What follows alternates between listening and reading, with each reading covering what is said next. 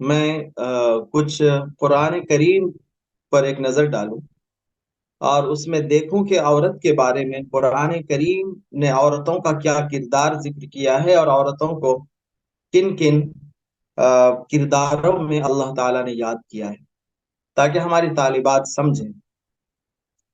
اس تعلق سے میں چند باتوں کی طرف اشارہ کرنا چاہتا ہوں۔ سب سے پہلے تو آپ کے ذہن میں یہ ہونا چاہیے کہ دنیا میں بہت سارے مذاہب اور دھرم ریلیجن پائے جاتے ہیں۔ بہت سارے مذاہب ایسے ہیں جنہوں نے عورتوں کو مردوں سے بہت کم درجہ دیا ہے۔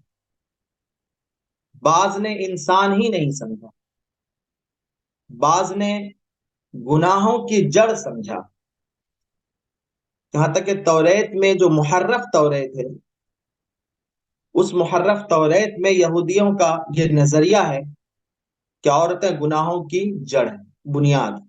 کیوں بھائی؟ وہ کہتے ہیں کہ حضرت آدم علیہ السلام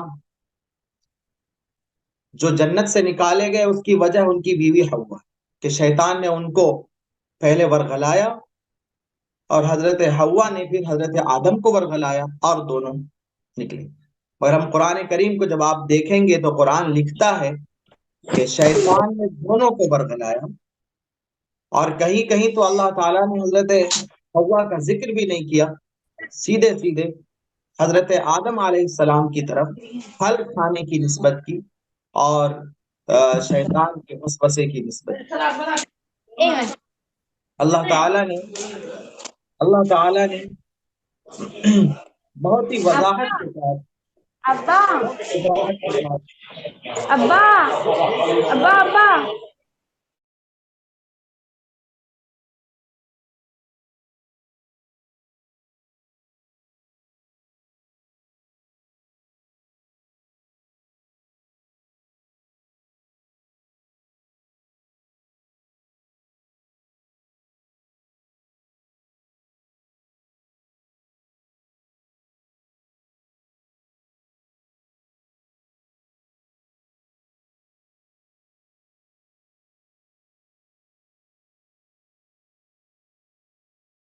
مفتی صاحب آپ کا مائک بند ہے۔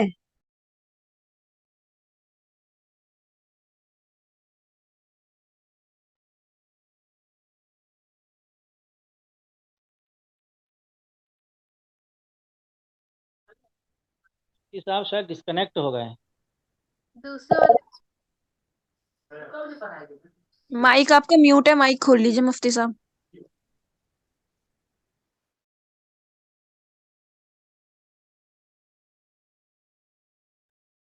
ہاں، سورہ نساء کے معنی عورت کے، قرآن کریم کی ایک سورت ہے، اس کی پہلی آیت ہے یا ایھا الناس اتقوا ربکم الذی خلقکم من نفس واحدہ، کہ اے لوگو ڈرو اس رب سے جس نے تمہیں ایک جان سے پیدا کی، وخلق منها زوجها، اور اس سے اس کی بیوی کو پیدا کیا حضرت حوا کو، اور انہی میں سے سارے انسان مرد و عورت کو پیدا کیا۔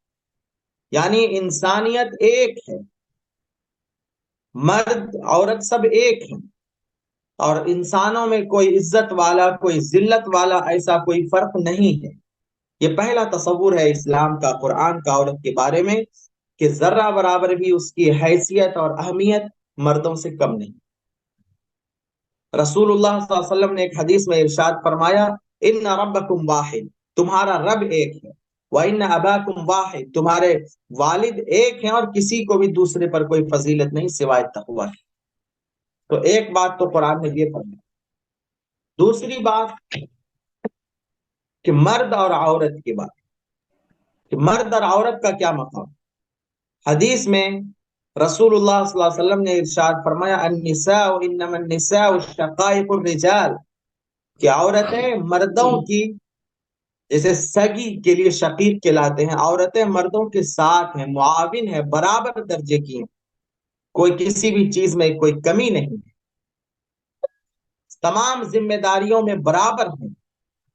دینداری کے مسئلے میں آپ پڑھیں گے سورہ احزاب کی آیت نمبر 35 میں اللہ تعالیٰ نے بہت تفصیل سے فرمایا ان المسلمین والمسلمات والمؤمنین والمؤمنات والقانتین والقانتات والصادقین والصادقات والصابرین والصابرات والخاشعین والخاشعات والمتصدقین والمتصدقات والصائمین والصائمات والحافظین فروجهم والحافظات والذاکرین اللہ کثیرا والذاکرات اعد اللہ لهم مغفرۃ واجرا عظیما، کہ مسلمان مرد اور مسلمان عورتیں، ایمان والے مرد اور ایمان والی عورتیں، اطاعت گزار مرد اور اطاعت کرنے والی عورتیں، سچ بولنے والے مرد اور سچ بولنے والی عورتیں، صبر کرنے والے مرد اور صبر کرنے والی عورتیں، خشوع خضوع کرنے والی یعنی عورت کے ساتھ اللہ کے سامنے عاجزی اختیار کرنے والی مرد اور عورتیں، صدقہ کرنے والے مرد اور صدقہ کرنے والی عورتیں،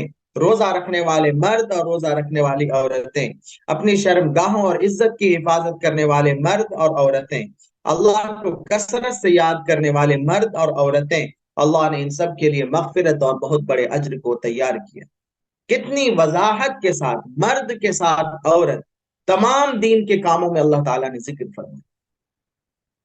سماجی ذمہ داریاں جو آتی ہیں وہ صرف مردوں پر نہیں ہیں، وہ عورتوں پر بھی۔ سورہ توبہ کی آیت نمبر 71 آپ اٹھا کر کے دیکھیں، فرمایا والمؤمنون والمؤمنات بعضهم اولیاء بعض، ایمان والے مرد اور ایمان والی عورتیں سب ایک دوسرے کے ساتھی ہیں، ایک دوسرے کی مدد کرنے والے ہیں۔ کن کاموں میں؟ وہ کام ذرا قرآن میں دیکھیں، یأمرون بالمعروف، نیکیوں کا حکم کرتے ہیں، مل کر کے نیکیوں کا حکم کرتے ہیں، برائیوں سے روکتے ہیں، وَيُقِيمُونَ الصَّلَاةَ، نماز قائم کرتے ہیں، زکوٰۃ ادا کرتے ہیں، اللہ اور اللہ کے پیغمبر کی اطاعت کرتے ہیں، اولئک سیرحمہم اللہ، یہ وہ لوگ مرد و عورت جو جن پر اللہ رحم کرے گا۔ تو آپ نے دیکھا لوگ سمجھتے ہیں کہ دعوت کا کام کرنا، نیکیوں کی طرف بلانا، برائیوں سے روکنا عام طور سے سمجھا جاتا ہے کہ یہ صرف مردوں کا کام۔ قرآن وضاحت کے ساتھ مرد اور عورت کا نام لے کر کے ان کی سماجی ذمہ داریوں کو بتا رہے۔ اسی طرح سے کام جب ہوگا، نیکیاں ہوں گی، تو ان نیکیوں کا جو ثواب اور بدلہ ہوگا اس میں بھی کوئی فرق نہیں۔ آپ نے ابھی دیکھا نیکیوں کے بدلے کے بارے میں آیتیں پڑھی، اور بھی آیتیں پیش کی جا سکتی۔ مالی حقوق میں وہی برابری ہے، جس طرح سے خرید و فروخت کے ذریعے، ہائر کر کے، اجرت پر لینے کے ذریعے، میراث کے ذریعے، ہبہ اور گفٹ کے ذریعے، وصیت کے ذریعے، اور جتنی شکلیں ہیں مالدار بننے کے، مالک بننے کے، وہ تمام شکلیں جیسے مردوں کے لیے ویسے عورتوں کے لیے۔ تو شریعت کی نظر میں ہر چیز میں کلی مساوات۔ اب آتے ہیں ہم عورتوں کی کچھ بنیادی ذمہ داریوں کی طرف۔ بنیادی طور سے عورتوں کے لیے کہ کئی حیثیتیں ہوتی، عورت ماں ہوتی، عورت بیٹی ہوتی، عورت بہن ہوتی، اور بیوی ہوتی۔ یہ کچھ ہم ذرا سا قرآن کریم کی طرف آتے ہیں مختصر طور پر، کہ عورتوں، ماؤں کا، ان کردار ادا کرنے والی خواتین کا قرآن میں کیا تذکرہ۔ ماں کے بارے میں ویسے تو ہر مذہب میں ماں کی اہمیت، لیکن جو عظمت اور جو اہمیت اسلام نے ماؤں کو دیا ہے وہ عظمت کسی کو نہیں۔ ہمارے یہاں کئی مذہبوں کے اندر زمین کو ماں کہہ دیا، کسی جانور کو ماتا کہہ دیا، تو کیا عظمت رہ گئی؟ اللہ تبارک و تعالی نے، ایک صحابی آئے، کہا کہ حضرت جہاد میں جانا چاہتا ہوں۔ فرمایا کیا تمہاری ماں ہے؟ کہا کہ ہے تو بیمار ہے۔ کہ فَالْزَمْهَا فَثَمَّ الْجَنَّةُ، ماں کے ساتھ رہو، وہی تمہاری جنت ہے۔ یہی سے یہ تصور نکلا کہ ماں کے قدموں کے نیچے جنت ہے۔ اتنا بڑا مقام۔ قرآن کو ہم دیکھیں، حدیث کو دیکھیں، وَقَضَىٰ رَبُّكَ أَلَّا تَعْبُدُوا إِلَّا إِيَّاهُ وَبِالْوَالِدَيْنِ إِحْسَانًا۔ اللہ تبارک و تعالیٰ کی عبادت کے بعد، توحید کے تذکرے کے بعد، والدین کے ساتھ حسن سلوک کا تذکرہ۔ اور آپ کو عجیب یہ ہوگا کہ حدیث میں بھی ایک صحابی آئے، پوچھا کہ سب سے زیادہ ہم کس کے ساتھ اچھے اخلاق سے پیش آئے؟ فرمایا ماں۔ پھر پوچھا کس کے ساتھ پیش آئے؟ کہا ماں۔ پھر پوچھا کس کے ساتھ پیش آئے؟ کہا ماں۔ چوتھی بار جب پوچھا کہ اس کے بعد کون، تو کہا کہ باپ، یعنی ماں باپ میں بھی ماں کا درجہ باپ سے بڑا ہوا۔ اور قرآن اس کی طرف اشارہ کرتا ہے، سورہ احقاف کی آیت نمبر 15، وَوَصَّيْنَا الْإِنسَانَ بِوَالِدَيْهِ إِحْسَانًا، ہم نے انسان کو تاکید کی کہ اپنے ماں باپ کے ساتھ اچھا سلوک کرو۔ اس کے بعد ماں باپ کا ذکر کر دیا، پھر ماں کا الگ سے تذکر، حملته امه کرہا، بڑی مشقت میں ماں نے پیٹ میں رکھا، ووضعته کرہا، اور بڑی مشقت کے ساتھ اسے جنا، وحمله وفصاله 30 شہرا، اور 30 مہینے تک دودھ بھی پلایا۔ یہ پیٹ میں رہنے کی اور دودھ کی مدت کو ملا کر کے 30 مہینے میں تھا، 2.5 سال۔ تو یہ ذمہ داریاں ہیں، یہ مقام ہے، اور یہ مقام ذمہ داریوں کی وجہ سے۔ اب آئیے ہم آتے ہیں قرآن میں، کہ قرآن میں کن ماؤں کا تذکرہ ہے؟ سب سے پہلے حضرت موسیٰ علیہ السلام کے والدہ کا تذکرہ، تذکرے تو اور بھی ہیں۔ حضرت موسیٰ علیہ السلام کی زندگی میں ہم دیکھتے ہیں تو عورتیں ہی عورتیں دکھتی۔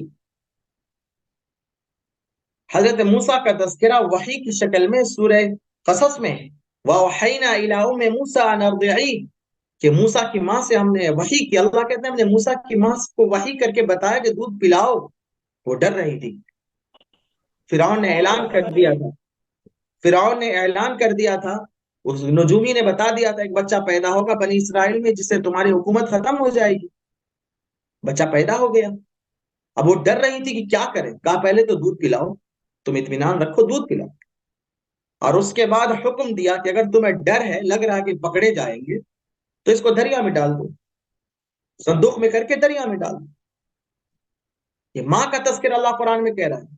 آج تک قرآن کی کسی آیت سے، حدیث کی کسی آیت سے کوئی بھی نہیں بتا سکتا کہ حضرت موسیٰ علیہ السلام کے والد کا کوئی تذکرہ کہیں پر۔ حضرت موسیٰ کے والد کا تذکرہ قرآن میں کہیں نہیں، حدیث میں کہیں نہیں۔ موسیٰ کی والدہ کا تذکرہ کہ ان کو کہا کہ دریا میں ڈال دو۔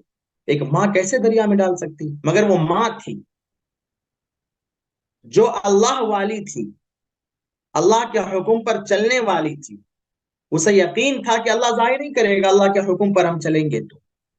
انہوں نے صندوق میں کر کے ڈال دیا دریا۔ اب فوراً وہاں سے کردار ان کی بہن کا شروع ہو جاتا۔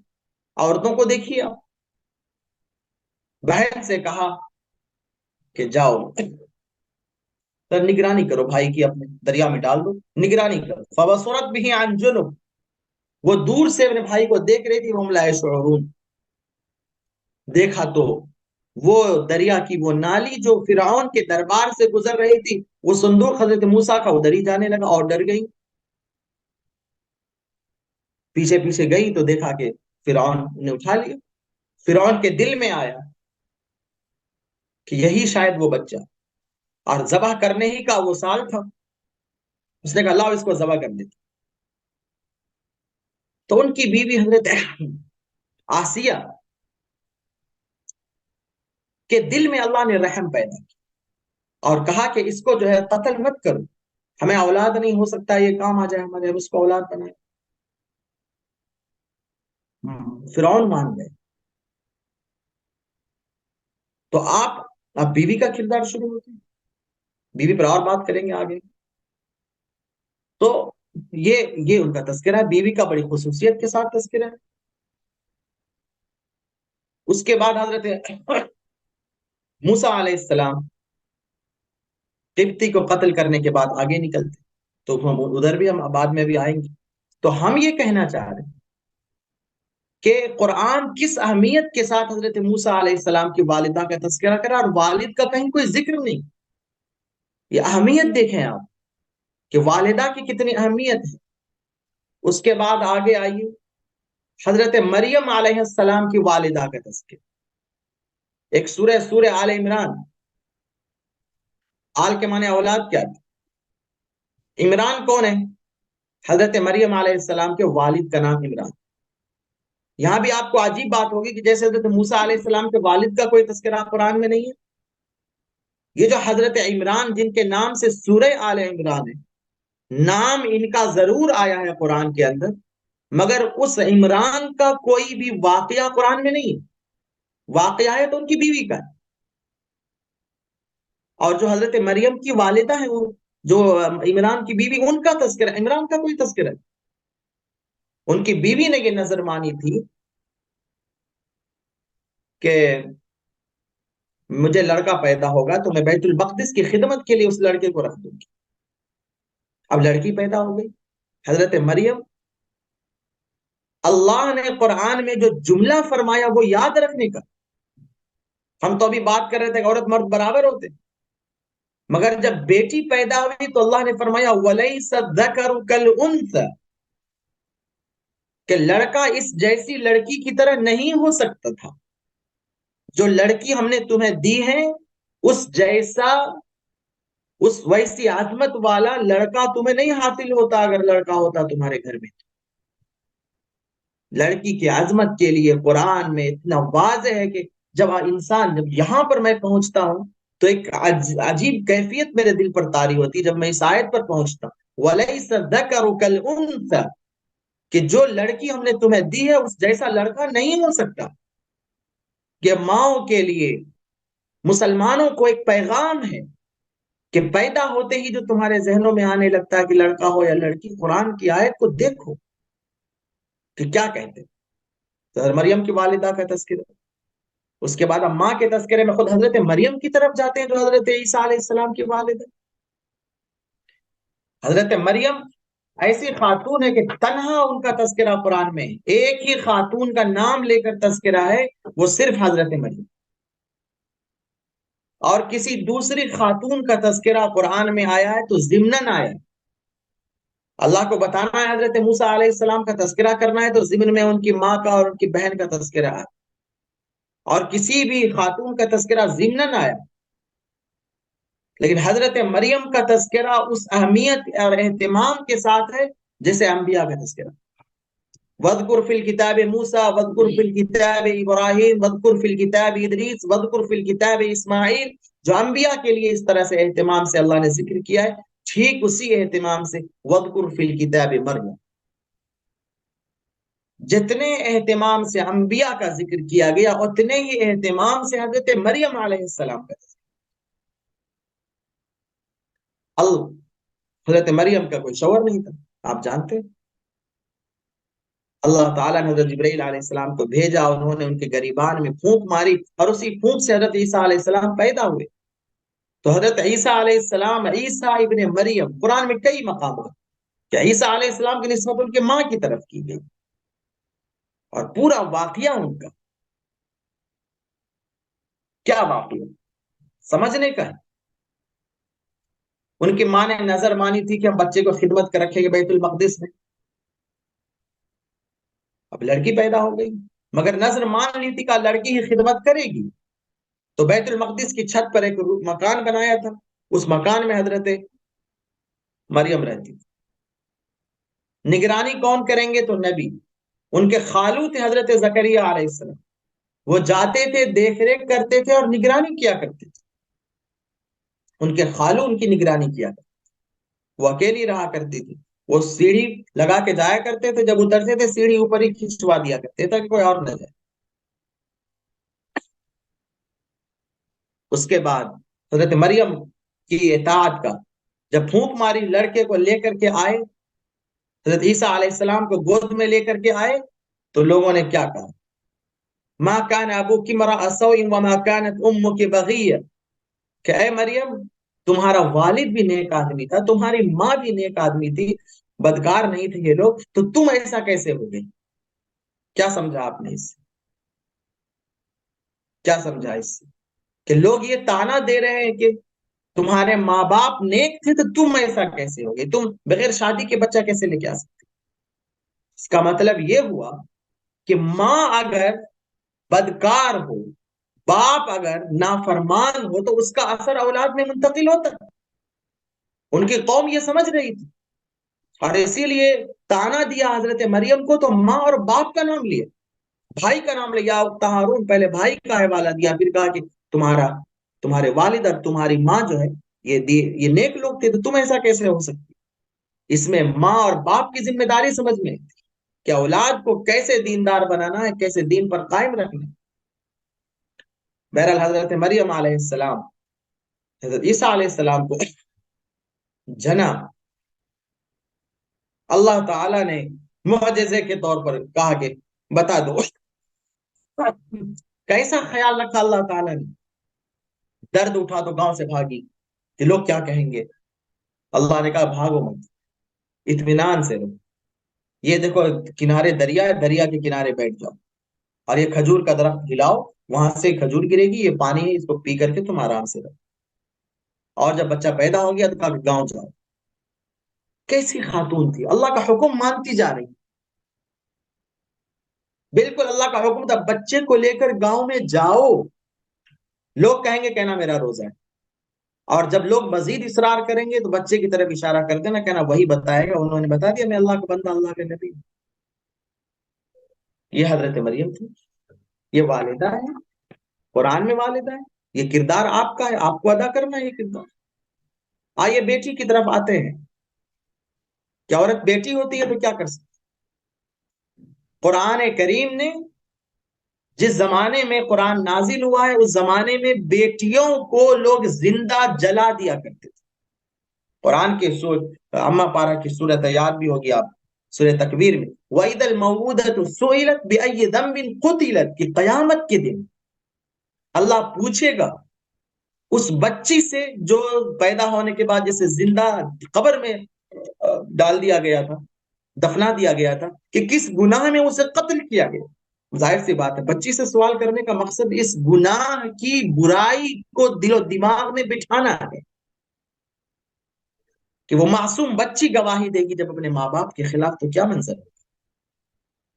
قرآن میں فرمایا گیا وَإِذَا بُشِّرَ أَحَدُهُم بِالْأُنثَىٰ ظَلَّ وَجْهُهُ مُسْوَدًّا وَهُوَ كَظِيمٌ کہ زمانے جاہلیت میں جب کسی کو بیٹی کی خوشخبری دی جاتی تھی تو چہرہ بالکل کالا ہو جاتا اور چھپتا پھرتا تھا کہ کیا پیدا ہو گئی۔ ایک اس کا جو ہے ایک زمانے اسی زمانے کے کا جملہ نقل کیا جاتا ہے واللہ ما هي بنعم الولد فصبرها نصرها بكاء وبرها صرخ۔ ایک شخص کہا کہ تمہارے گھر میں بیٹی پیدا ہوئی، کہا یہ کوئی نعمت نہیں، یہ کیسے مدد کرے گی، ہمیشہ روتی رہے گی، اس کا حسن سلوک یہ کہ چوری ووری کرے گی۔ رسول اللہ صلی اللہ علیہ وسلم نے کیا ارشاد، مسند احمد حدیث کی کتاب ہے، اس میں فرمایا من ولدت له ابنا جس کے لیے بیٹی پیدا ہوئی فلم یعدها نہ تو اس کو دفنایا زندہ، ولم یہنها اور نہ اسے ذلیل کیا، ذلیل نہ بچپنے سے لے کے جوانی تک، کبھی تانا نہیں دیا کیا بیٹی سر پڑ گئی، ہم تو بیٹا چاہتے تھے، اور یہ کسی بھی طرح سے ان کے جذبات اور احساسات کو ٹھیس نہیں پہنچائی۔ ولم یؤثر ولدہ علیہ اور بیٹے کو بیٹی پر ترجیح نہیں دی، بلکہ دونوں کو پیار اور لاڈ سے رکھا، تو فرمایا ادخلہ اللہ بہ الجنہ اس بیٹی کی وجہ سے باپ کو اللہ تعالی جنت میں داخل کر۔ قرآن کیا کہتا ہے؟ قرآن کہتا ہے بیٹی اللہ کا عطیہ ہے جیسے بیٹا اللہ کا عطیہ۔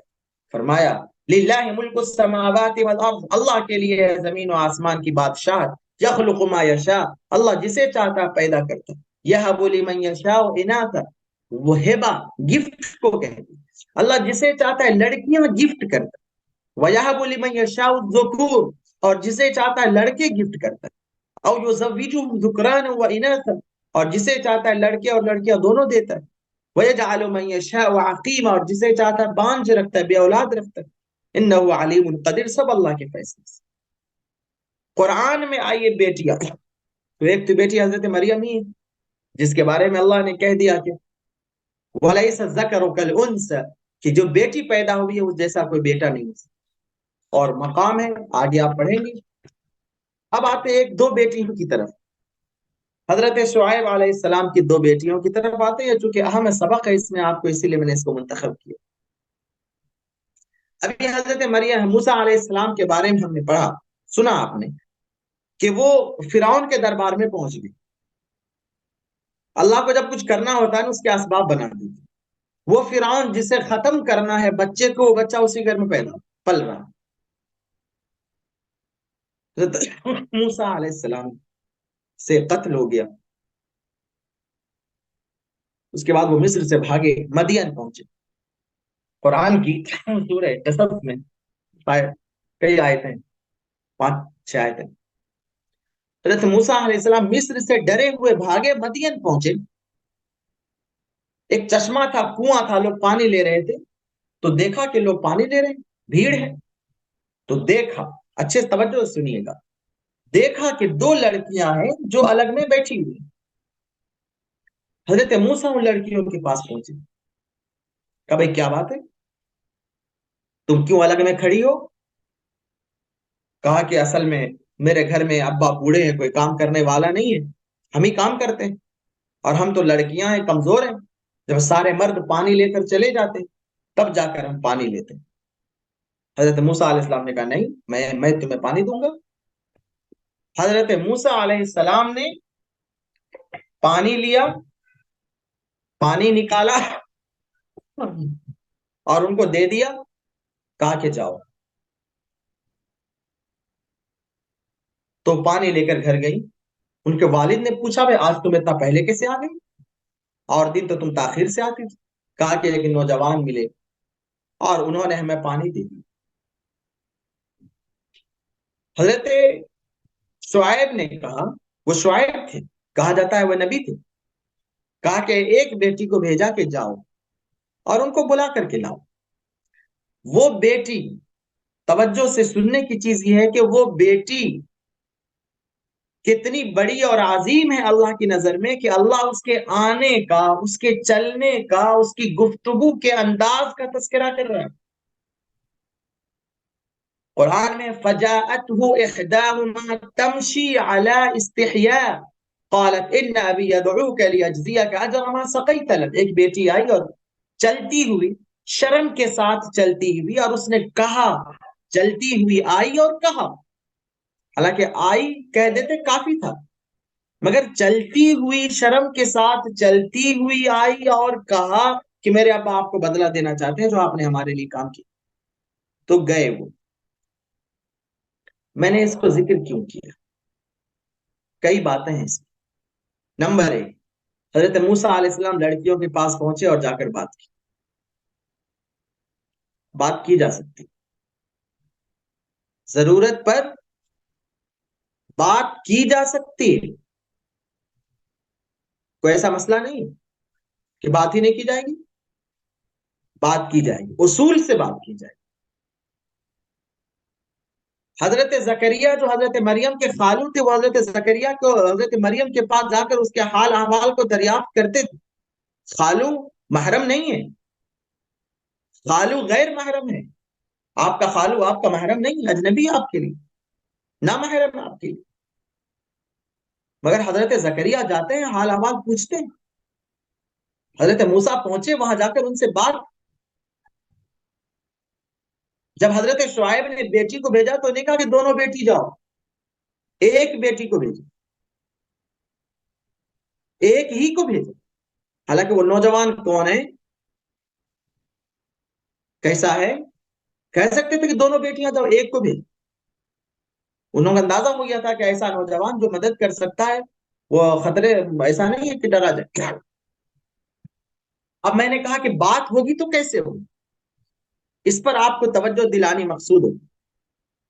انسان کا تکبر یا انسان میں تواضع یا لڑکی کی حیا، نوٹ کیجئے گا، تکبر یا تواضع یا لڑکی میں حیا یا بے حیائی، یہ 2 چیز سے ظاہر ہوتی.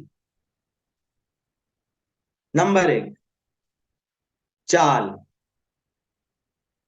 رفتار، چلنے کا طریقہ. نمبر 2، بولنے کا طریقہ. بولنا اور چلنا، بول چال ہمارے یہیں سے آ گیا، بول چال. بول چال بند، چال یہ کیا ہے؟ اس کا بولنے سے کیا تعلق ہے چال کا؟ چال تو چلنا ہے.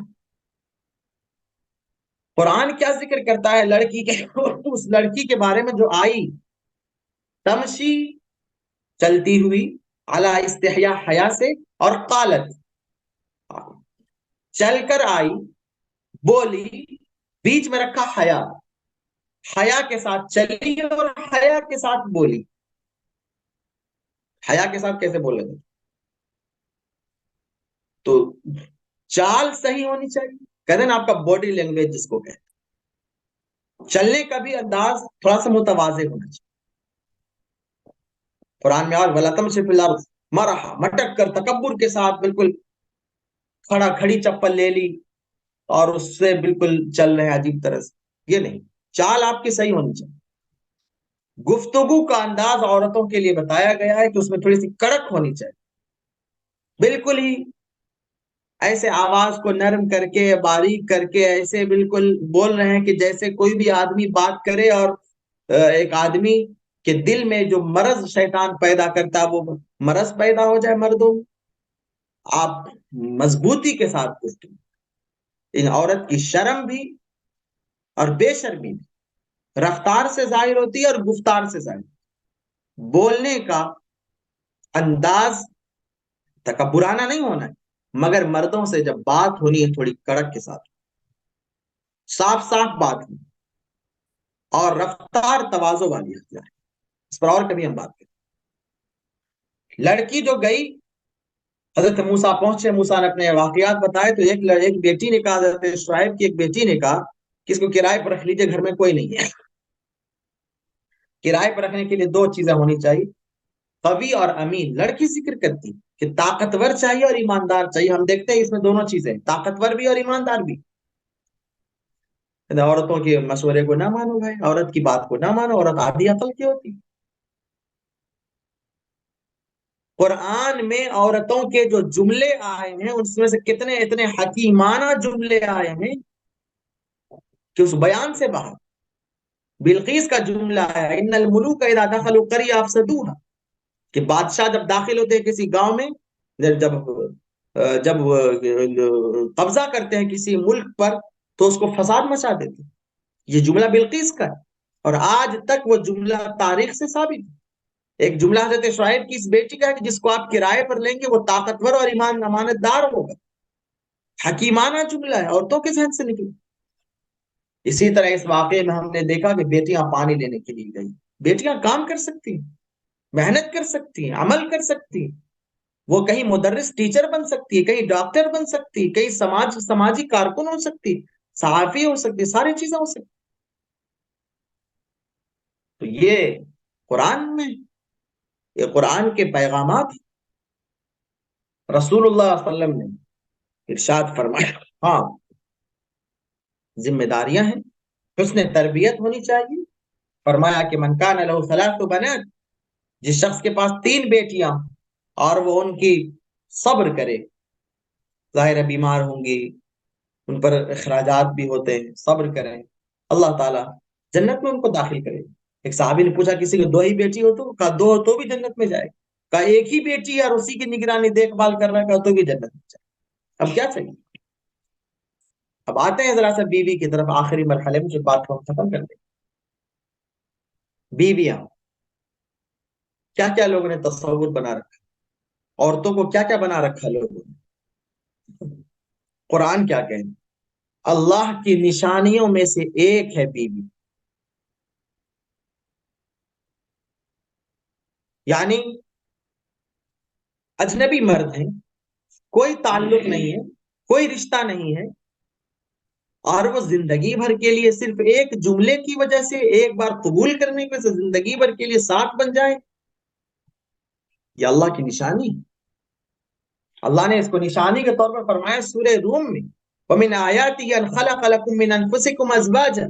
اللہ کی نشانی یہ ہے کہ اللہ نے تمہارے لیے بیویاں بنائی، لِتَسْكُنُوا إِلَيْهَا، تاکہ تم سکون حاصل کرو، وَجَعَلَ بَيْنَكُمْ مَوَدَّةً وَرَحْمَةً، تمہارے درمیان الفت اور محبت قائم کی. حضرت آدم علیہ السلام کو پیدا کیا، تنہا تھے، کھاتے پیتے تھے، دل نہیں لگا ان کو. اللہ تعالیٰ نے فطرت میں رکھا، پھر اللہ نے بیویاں پیدا کی، دونوں رہنے لگے خوشی خوشی. 2 الگ الگ تصور بنایا دنیا نے. کچھ نے تو کہا ناپاک، یہودیوں نے کہا ناپاک. چنانچہ جب ایام میں ہوتی ہیں، پیریڈ میں ہوتی ہیں، تو وہ نہ ساتھ میں کھا سکتے ہیں، نہ ساتھ میں پی سکتے ہیں، نہ رہ سکتے ہیں۔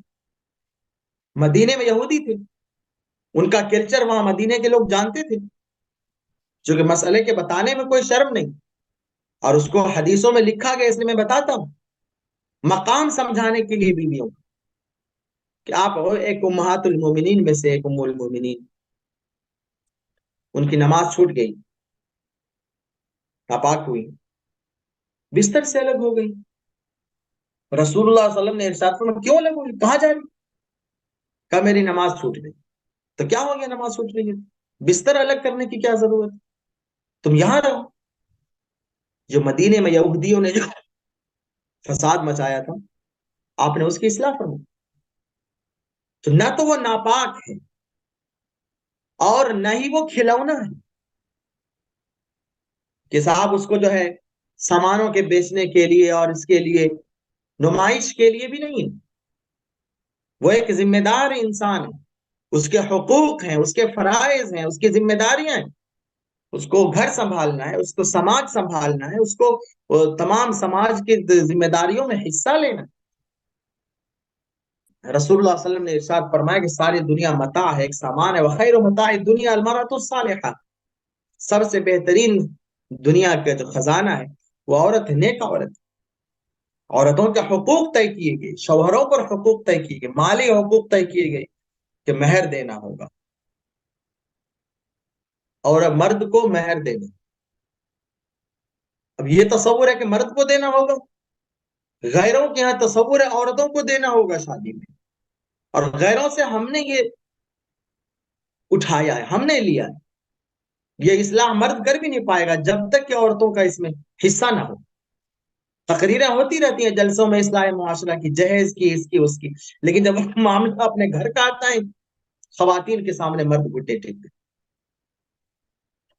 قرآن میں بیویوں کا تذکرہ، میں دو باتیں کہہ کے بات ختم کرتا ہوں۔ آپ نے دیکھا، میں تو ابھی اس پر آیا ہی نہیں موضوع پر، مگر جو شخص قرآن پڑھے گا وہ یہ دیکھے گا، انبیاء کے تذکرے کو پڑھے گا، وہ دیکھے گا، بس پانی پی لیتا ہے،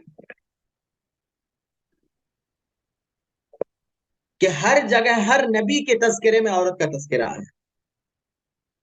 عام طور سے انبیاء کی بیویاں نیک رہیں، ان کے دعوت کے کاموں میں ان کا معاون رہیں، اور انہوں نے ان کے کام کو آگے بڑھائے، سوائے دو خواتین۔ سورہ تحریم 29ویں پارہ، 28ویں پارہ، 28ویں پارے کی آخری سورت کے آخری رکوع میں اب دیکھیں گے اللہ تعالیٰ نے کافروں کی مثال میں دو عورتوں کو پیش کیا، عجیب۔ ضرب اللہ مثلا للذین کفروا امرأة نوح وامرأة لوط، کافروں کی مثال میں دو عورتوں کو پیش کیا، ایک حضرت نوح کی بیوی اور ایک حضرت لوط کی بیوی۔ تو یہ شوہر کا نام لگا کے کیوں ذکر کیا، باپ کا نام لگا کے کیوں نہیں ذکر کیا، یہ آپ سوچیے۔ حضرت نوح کی بیوی کا بھی تو کوئی والد ہوگا، حضرت لوط کی بیوی کا بھی کوئی والد ہوگا، مگر والد کے تذکرے کے ساتھ نہیں، شوہر کے تذکرے کے ساتھ ان کا نام کیوں ذکر کیا جائے؟ اور یہ ہر جگہ حضرت حوا کا تذکرہ قرآن میں کہیں نہیں، امرأۃ آدم، امرأۃ یا زوجک، اسی طرح اور بھی انبیاء، امرأۃ فرعون تعلق کے لیے کہا کہ یہ دو بیویاں ہیں کافروں کی مثال، کانتا تحت عبدین، ہمارے دو بندوں کے پاس تھی، فخانتاہم، انہوں نے خیانت کی۔ خیانت کا مطلب یہ نہیں کہ بے حیائی کی، خیانت کا مطلب یہ ہے کہ دعوت کے کام میں ساتھ نہیں دیا۔ حضرت نوح علیہ السلام کے قوم حضرت نوح کا مذاق اڑاتی تھی، یہ بھی مذاق اڑاتی تھی، سٹھیا گیا آپ سٹھیا گئے، آپ غلط کام کر رہے ہیں۔ عورتیں کیا کر سکتی؟ عورتوں کو اپنا مقام سمجھنے کی ضرورت ہے نیک کاموں میں۔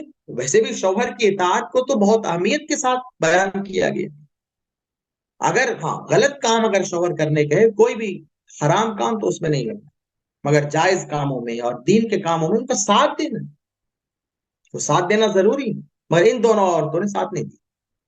حضرت لوط علیہ السلام کی قوم، کبھی آپ قصہ پڑھیں گے قرآن میں، لوط علیہ السلام کی قوم میں ہم جنس پرستی کا رواج تھا، تو ان کی جو حضرت لوط علیہ السلام کی بیوی تھی وہ بھی قوم کو ان کے گناہوں میں ساتھ دیتی. کوئی خیانت کی کا مطلب بے حیائی کی یہ نہیں. انبیاء کے گھر اس سے پاک ہوتا ہے پہلے. تو اللہ تعالیٰ نے کہا کہ کچھ کام نہیں آئیں گے یہ دونوں نیک بندے. نوح کی بیوی کے کام نوح نہیں آئیں گے, لوط کی بیوی کے کام لوط نہیں آئیں گے. ہم نے حکم دے دیا کہ جہنم میں جاؤ. لیکن وہیں پر دو اور لوگوں کا اللہ نے تذکرہ کیا. ایک تو حضرت مریم کا تذکرہ کیا, وہ تو گزر گیا. فرعون کی بیوی کی طرف ہم پھر آتے. عظیم بیوی تھی فرعون کی آسیہ, جنہوں نے بچپن میں حضرت موسیٰ علیہ السلام کی جان کی حفاظت کی. جب فرعون قتل کرنے جا رہا تھا روکا, اور جب بڑی ہوئی, جب حضرت موسیٰ نبی بنائے گئے تو حضرت موسیٰ علیہ السلام کے مشن کی حفاظت. عظیم نبی, عظیم خاتون, بچپن میں ایک نبی کی حفاظت کر رہی ہیں اور بڑے ہو کر نبی کے کام کی حفاظت کر. اور اس میں یہ بھی آپ سمجھیے کہ فرعون جیسا ظالم قتل کرنا چاہ رہا ہے ایک بچے کو, اور بیوی نے روکا تو رک گیا فرعون. تو پتا چلا کہ فرعون جیسا شوہر ہو تو بیوی اس کو بھی منا سکتی. باتوں کو توجہ سے سننے کی عادت ہے. فرعون جیسا شوہر ہوگا اور بیوی اس کو اگر نیکی کی طرف بلائے گی اور بیوی اس کو کسی کام کی طرف آمادہ کرے گی تو آمادہ ہو جائے گا. اگر بیوی کی بات پر فرعون بیوی کی بات نہ مانتا تو فرعون قتل کر دیتا. اوپر لگوا دیجیے, ان سے کہیں اوپر لگا دیتے جائیے, پردہ کروا دیجیے, اوپر لگوا دیجیے. تو مال بیوی کی اہمیت. جب حضرت موسیٰ علیہ السلام آئے اور انہوں نے ایمان کی دعوت دی, حضرت آسیہ ایمان لے آئی. فرعون نے جو ظلم کیا حضرت آسیہ پر وہ تاریخ کا ایک حصہ ہے. اسی لیے اللہ تعالیٰ نے کیا کہا فرعون کی بیوی نے, فرعون کی بیوی کا تذکرہ اللہ نے کیا سورہ تحریم کی آیت نمبر 11 میں. دیکھیے گا, وہ ہم پڑھائیں گے بھی آپ کو. وَضَرَبَ اللَّهُ مَثَلًا وَضَرَبَ اللَّهُ مَثَلًا لِلَّذِينَ آمَنُوا امْرَأَتَ فِرْعَوْنَ, کہ ایمان والوں کی مثال ہم نے فرعون کی بیوی کو بنایا. اذ قالت رب ابن لی عندک بیتا فی الجنہ, فرعون کی بیوی آسیہ کہتی اے ہمارے رب میرے لیے جنت میں اپنے پاس ایک گھر بنائی, اور مجھے فرعون کے عمل سے اور ان ظالم قوم سے نجات عطا کی. آپ سمجھیے کہ فرعون کے دربار میں ایک عورت ہے, دنیا کی کون سی نعمت ہوگی جو اس کے پاس نہیں ہوگی. ان ساری نعمتوں کو چھوڑ کر کے وہ ایمان کی خاطر مضبوطی سے جمی ہوئی ہے, اور معاملہ یہ ہے کہ فرعون اس کو کھڑا کر کے ہاتھ میں پیر میں وہ کیل ٹھونک دیتا ہے, پیر میں کیل ٹھونک دیتا ہے, اور صبح سے شام تک اس کو سورج کی دھوپ میں تپش میں کھڑا کرتا ہے, اور وہ اپنے ایمان پر قائم رہتی. کیا آج ہماری خاتون یہ کردار پیش کر سکتی؟ اللہ نے مثال بنایا اسی لیے. اور جنت میں وہ ہمارے پیغمبر حضرت محمد مصطفیٰ صلی اللہ علیہ وسلم کی بیوی ہوں گی. حضرت موسیٰ کی بہن جس کا تذکرہ ہے, فرعون کی بیوی حضرت آسیہ, حضرت موسیٰ, حضرت عیسیٰ کی والدہ حضرت مریم, یہ تینوں ہمارے پیغمبر حضرت محمد مصطفیٰ صلی اللہ علیہ وسلم کی جنت میں بیویاں ہوں گی. ہمارا کیا حال ہے؟ ہمارا حال یہ ہے کہ ہمارے دل میں آیا کہ ہم فلاں کپڑا خریدیں گے, ہم فوراً ہنگامہ کرتے ہیں. دل میں آیا کپڑا خریدیں گے, چلیے خرید لیتے. کپڑے کی بات نہیں, کوئی بھی چیز, موبائل خریدیں گے, چپل خریدیں گے, کپڑے خریدیں گے, اور دل میں آیا آپ فوراً خریدنے کو چلے گئے. اگر دل میں آنے والی ہر بات پر ہم عمل کرنے لگے تو صبر کب کریں گے؟ ہم صبر کرنا کب سیکھیں گے؟ جو دل میں آیا کر لیا. کیوں؟ اس لیے کہ آپ کے پاس پیسہ ہے؟ کیا اس لیے کہ آپ کے گھر میں پیسے ہیں؟ آپ کے گھر میں پیسے ہیں تو اس کا یہ مطلب ہے کہ آپ کے دل میں جو آئے گا آپ فوراً خرید لیں گے. تو صبر کہاں گیا؟ صبر کس دن کے لیے؟ صبر کی تعلیم کس دن کے لیے؟ آپ اس پیسے کو رکھیے, ضرورت پر خرچ کیجیے. ضرورت ہے کپڑے کی خریدیے, ضرورت ہے چپل کی خریدیے, ضرورت ہے زیور کی خریدیے. یہ نہیں کہ جو دل میں آیا فوراً خرید لیا. کچھ بولنے کا خیال آیا, کوئی کام کرنے کا خیال آیا, اور خیال آتے ہی ہم نے بول دیا, خیال آتے ہی ہم نے کر لیا, تو تقویٰ کہاں رہا؟ سوچے گا کون؟ اگر مائک بند کرو. آپ توجہ نہیں دی تو آپ بتائیں کون سوچے گا؟ تو میں اسی لیے کہہ رہا ہوں کہ آپ سب کو اس پر توجہ دینے کی ضرورت ہے. بہرحال وقت زیادہ ہو رہا ہے, وقت ہو گیا. میں نے یہ سوچا کہ قرآن کی روشنی میں کچھ ماں کا تذکرہ کر دوں, کچھ بہن کا کر دوں, کچھ بیوی کا کر دوں, اور کچھ بیٹی کا کر دوں. اور یہ اس لیے تاکہ یہ ایک مختصر سا ایک اشارہ ہے. جب ایک ایک نبی کے واقعے کو ہم پڑھیں گے انشاءاللہ, ظاہر ہمارے سلیبس میں ہے, تب ہماری آنکھیں کھلی کی کھلی رہ جائیں گی کہ وہ کون سی خواتین تھی اور ہم کیا ہیں. حضرت مفتی امانت علی قاسمی صاحب نے بھی کئی مثالیں پیش کیا, بتایا آپ کو کہ عورتوں نے کیا کیا ہے اور آج بھی کیا کر سکتے ہیں. آپ بہت کچھ کر سکتے ہیں, اس لیے آپ اپنی اہمیت کو سمجھیں اور ایک ذمہ دار صحت کا خیال رکھیے. آپ موبائل میں لگے ہوئے صحت کے, مومن کو خود ذمہ دار بننا ہے. آپ کو ذمہ دار بنانے کے لیے کوئی فرشتہ نہیں ہے, ذمہ داری دے دی نبی کے ذریعے سے. آپ کو ذمہ دار بننا ہے, اطاعت گزار بننا ہے, پردے والی خاتون بننا ہے, نمازی خاتون بننا ہے, اور اسی مشن پر محنت کے ساتھ چلنا ہے. سیکھنا ہے اور آگے بڑھنا ہے. ہم لوگ خود سیکھتے ہیں, روزانہ سیکھتے ہیں, پڑھتے ہیں. یہ آگے پیچھے کتابیں دیکھ رہے ہیں آپ, یہ کس کام کے لیے؟ یہ پڑھنے ہی کے لیے.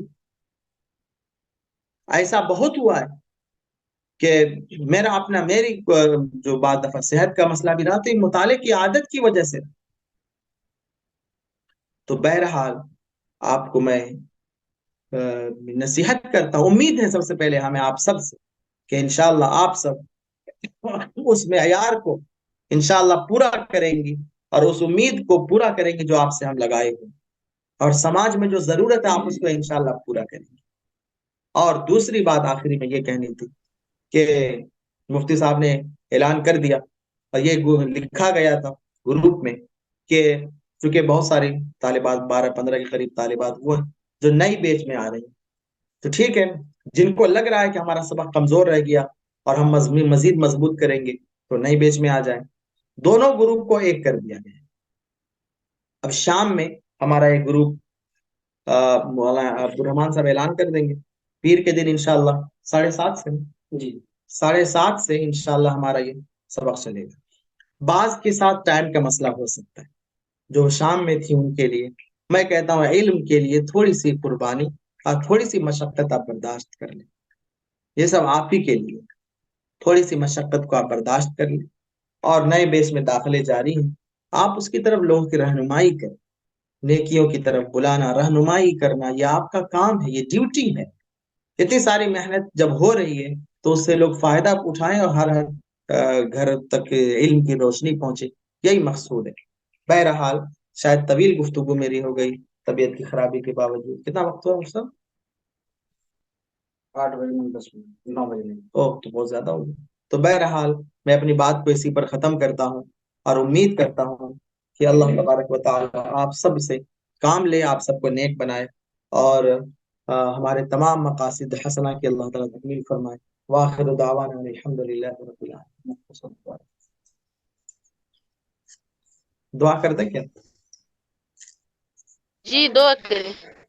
مختصر سی دعا. پیچھے پیچھے جانا. اللهم لك الحمد كله ولك الشكر كله. اللهم صل على سيدنا ومولانا محمد وبارك وسلم. ربنا آتنا في الدنيا حسنة وفي الآخرة حسنة وقنا عذاب النار. ربنا ظلمنا أنفسنا وإن لم تغفر لنا وترحمنا لنكونن من الخاسرين. اے اللہ ہم سب کو نیک بنا, دیندار بنا. اے اللہ ہم سب کو اپنی مرضیات پر چلنے والا بنا. شیطان کے نقش قدم سے اے اللہ شیطان کے نقش قدم پر چلنے والا نہ بنا. اے اللہ خواہشات نفس کی پیروی کرنے والا نہ بنا. اے اللہ ہماری ہر طرف سے حفاظت فرما. فتنوں کا دور ہے, اے اللہ ہر قسم کے فتنوں سے ہم سب کی حفاظت فرما. اے اللہ ایمان کے ساتھ جب تک زندہ رکھیے, ایمان کے ساتھ زندہ رکھیے, اور جب خاتمہ فرمائیے ایمان پر ہمارا خاتمہ فرمائیے. اے کریم آقا فلسطین کے مسلمانوں کی حفاظت فرمائیے اے اللہ، اے کریم آقا آپ کے سوا کون ہے ان کا، اے اللہ، اے سردی کی اے اللہ سخت راتوں میں اے اللہ ان کے پاس رہنے کو گھر نہیں، اے اللہ کھانے کو غذا نہیں، پہننے کو کپڑے نہیں، اے اللہ تو خوب واقف ہے، اللہ ان کی مدد فرما، ان کے شہداء کو قبول فرما، ان کے زخمیوں کو شفا کاملہ عطا فرما، اے اللہ ان کے خوف کو امن سے مبدل فرما، اے اللہ ان کی بے چینی کو امن و سکون سے بدل دے، اے کریم آقا دشمنوں کو نیست و نابود فرما، اے اللہ دشمنوں کو نیست و نابود فرما، اے اللہ جو دشمنوں کے ساتھ کھڑے ہیں، ظالموں کے ساتھ کھڑے ہیں، ان کو نیست و نابود فرما، اے اللہ ہمارے مسجد اقصی کی حفاظت فرما، ہمارے فلسطین کی حفاظت فرما، پوری دنیا میں مسلمانوں کے حالات کو درست فرما اور ان کی حفاظت فرما، اے اللہ ہمارے مردوں کی بھی حفاظت فرما، ہماری خواتین کی بھی حفاظت فرما، اے اللہ ہمارے اس کورس میں جو طالبات پڑھ رہی ہیں، اے اللہ ہم نے دیکھا اے اللہ کتنی محنت کر رہی ہیں، گھریلو کام اور ذمہ داریوں کے ساتھ بھی علم کے شوق میں، اے اللہ آپ کے دین کے علم کے شوق میں اے اللہ لگی ہوئی ہیں، اے اللہ ان کے جذبے کو قبول فرما، اے اللہ ان کے گھر والوں کو جزائے خیر عطا فرما، اے اللہ ان کو نیک بنا، اور جن مقاصد کے لیے اے اللہ ان خواتین پر، مسلم خواتین پر، خاص طور سے عالمہ خواتین پر جو ذمہ داریاں عائد ہوتی ہیں، اللہ وہ ذمہ داریاں ادا کرنے کی نہ توفیق نصیب فرما، اے اللہ ہمارے اس نظام کو قبول فرما، اے اللہ یہ آپ کی رضا کے لیے، آپ کے دین کے علم کی اشاعت کے لیے اے اللہ اپنے فضل و کرم سے اسے قبول فرما، دنیا اور آخرت میں اس کا بدلہ نصیب فرما، ربنا تقبل منا انك انت السميع العليم وتب علينا انك انت التواب الرحيم، وصلى الله تعالى على خير خلقه سيدنا ونبينا محمد وعلى اله وصحبه اجمعين برحمتك يا ارحم الراحمين۔ ٹھیک ہے انشاءاللہ ہم لوگ 7:30 بجے پرسوں سے جمع ہوں گے انشاءاللہ، ٹھیک ہے؟ استاد جی بتائیں، کچھ کہنا تھا؟ استاد رزلٹ کا اعلان کب ہوگا؟ رزلٹ میں اصل میں بعد اساتذہ نے کاپیاں نہیں بھیجی چیک کر کے، تو انشاءاللہ مجھے لگ رہا ہے کہ دسمبر سے پہلے ہو جائے گا۔ ہاں ایک اعلان یہ کرنا تھا، آج سنیچر کا دن تھا، سنیچر کو آپ کی انجمن ہوتی ہے، آپ کی انجمن جاری رہے گی جیسے پہلے ہوتی تھی، اب اس میں تھوڑی سی تبدیلی ہے کہ ایک ہفتہ محادثہ ہوگا اور ایک ہفتہ اردو میں آپ تقریر کریں گے۔ جی انشاءاللہ۔ آپ مطلب یہ ہے کہ آج آپ کے اساتذہ نے تقریر کر دی، لیکن اب سے آپ کی تقریر کی باری ہے، اب آپ کے اساتذہ سنیں گے اور آپ کو سنانا ہے، تو تقریر ہم دے دیں گے۔ اب آپ یہ بتائیں کہ اگلے ہفتے ہم اردو میں کریں گے یا عربی میں کریں گے؟ اردو میں کریں گے کیونکہ عربی میں ہم لوگوں کا ابھی پرفیکٹ نہیں ہوا ہے نا۔ عربی پرفیکٹ، عربی تو یاد کریں گے، چلیے ٹھیک ہے، آپ کو اگلے ہفتے اردو میں تقریر کریں گے، بہت بہتر۔ اور کوئی بات عرض کرنی ہو تو بتا دیں، جیسا کہ پہلے گروپ میں کہا تھا کہ اتنے ہی موضوع لینے پڑیں گے، آپ موضوع میں نے موضوع ہم دیں گے، اچھا ٹھیک ہے، موضوع ہم دے دیں گے، ہم 10 تقریریں شیئر کر دیتے ہیں جس کو جو کرنا ہے کریں، جی ٹھیک ہے؟ اگر تقریر ہمیں ہر ایک کا ہے 5 منٹ، تقریر کی کتاب میں تقریر ہو سکتی ہے 15 منٹ کی، مگر آپ کو صرف 5 منٹ بولنا ہے اور آپ ہی کو طے کرنا ہے کیا بولنا ہے، ٹھیک ہے؟ جی ٹھیک ہے انشاءاللہ۔ تو خاص طور سے لائبہ توصیف کا خصوصی شکریہ کہ اس نے بہت اچھی نظامت چلائی، اور یہ ایک مشق بھی ہو جاتی ہے، اسی طرح سے ہر ہفتے مشق کرنی، اور قرآن کریم کی تلاوت حجرہ فیضان نے کی، ماشاءاللہ بہت ہی اچھی تلاوت کی، قاری صاحب بھی پڑھ رہے ہو جیسے، اور اس کے بعد میں نے پہلی بار نعت سنی ارم کی، ارم نے بہت اچھی نعت پڑھی اور بہت اچھی نعت کا انتخاب کیا، تو اندازہ ہوا کہ اللہ نے آپ کے اندر بہت ساری صلاحیتیں چھپا رکھی، اور ہم امید کرتے ہیں کہ وہ ساری صلاحیتیں انشاءاللہ اجاگر ہوں گی، اور اس کے بعد آپ تمام کا شکریہ۔ واخر دعوانا الحمدللہ رب العالمین، السلام علیکم۔